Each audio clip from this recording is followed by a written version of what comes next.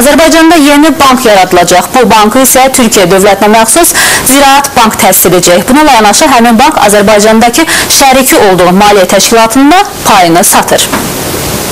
Türkiyənin Ziraat Bankı Azərbaycandakı ortağı olan Azərtürk Bankdan ayrılmağa qərar verib. Bu barədə Ziraat Bankının baş direktoru Yerli Hürriyyət qəzetinin müsahibəsində deyib. Hüseyin Aydın bildirib ki, onlar bankdakı paylarını Azərbaycan dövlətinə satmağa məcbur olublar.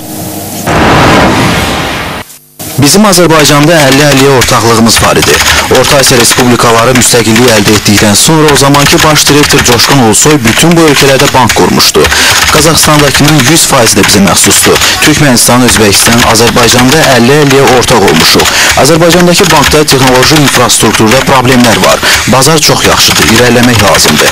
Amma bizim çox yaxşı fəaliyyətimiz yoxdur. Texnoloji infrastrukturu gücləndirərək daha da böyümək məqsədi ilə ortağımızla masaya oturduq.